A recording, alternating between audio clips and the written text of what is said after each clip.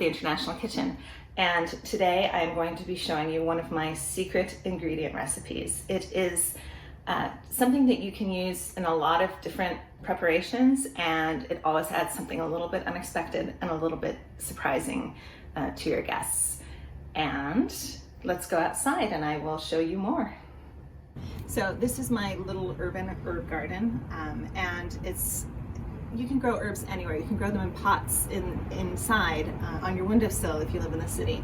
And herbs, fresh herbs add a lot to a recipe, and growing things adds a lot to your life. So I highly recommend, especially in the summertime, just have a little herb garden. And for this secret ingredient recipe, I am going to be using some of the last of my lavender blossoms from the season, and I need about 2 tablespoons worth of lavender blossoms.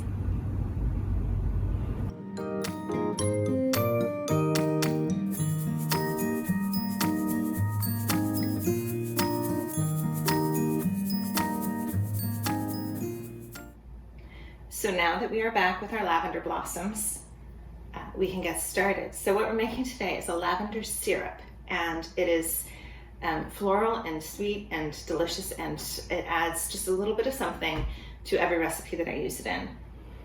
So we're going to take 2 cups of sugar and a cup of water.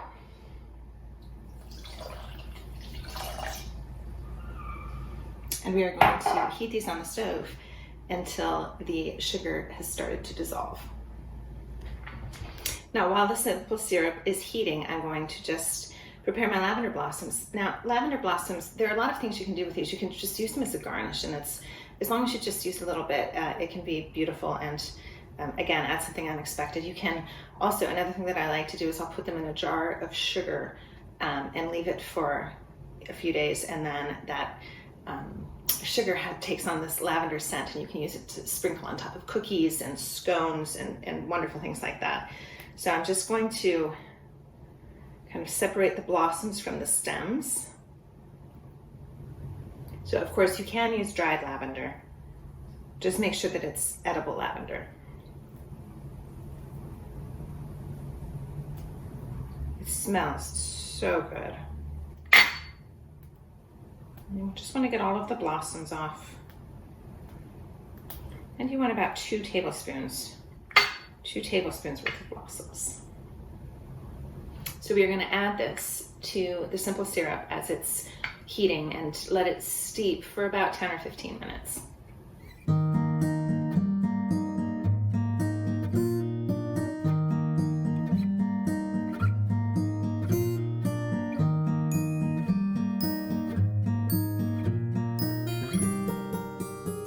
So the final step is just to strain out the lavender blossoms. It's a little bit warmer than room temperature right now, but it's cool enough.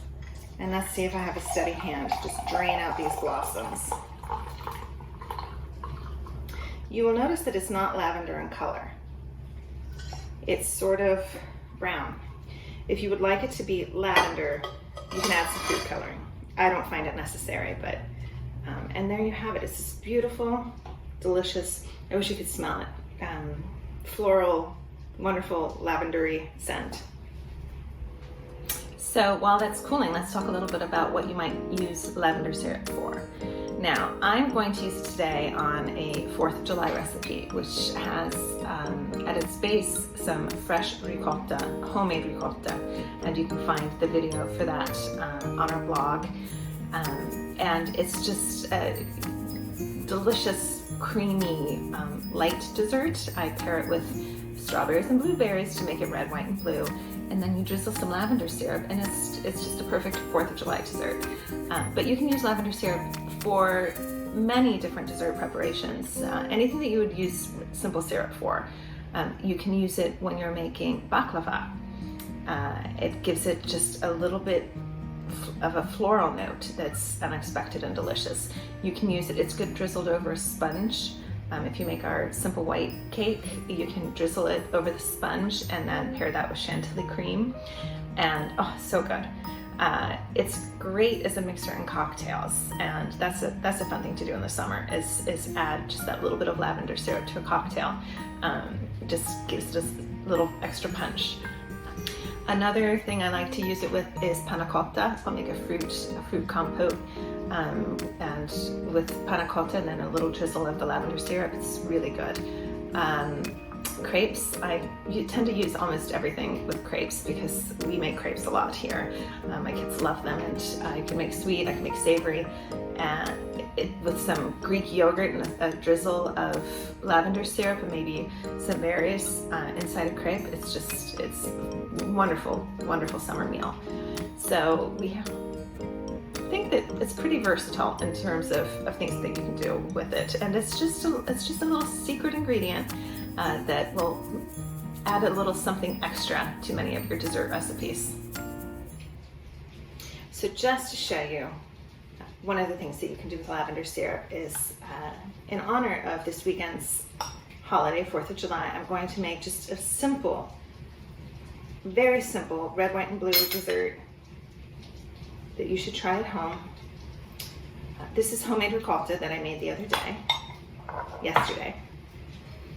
And as you can see, beautiful, creamy. I'm going to just drizzle a little bit of the lavender syrup on it. You don't want too much. And then I'm just going to decorate it with some fruit, some sliced strawberries.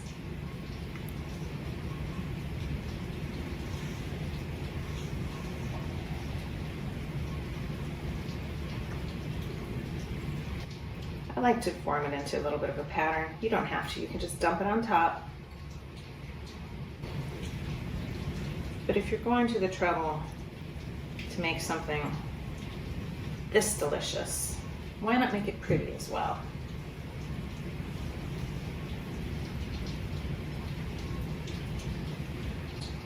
There we go.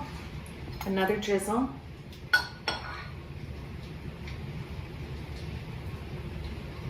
Just over the fruit. And you have a beautiful red, white, and blue dessert for 4th of July weekend. We hope you enjoy this lavender syrup, my secret ingredient recipe, and we hope that you'll check out all of our Provence cooking vacations and all of our cooking vacations on our website, www.theinternationalkitchen.com. Happy 4th of July.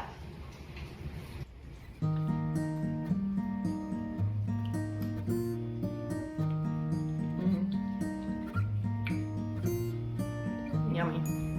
The ricotta is so creamy. And there's that little bit of floral note from the lavender syrup. And then who doesn't just love fresh berries?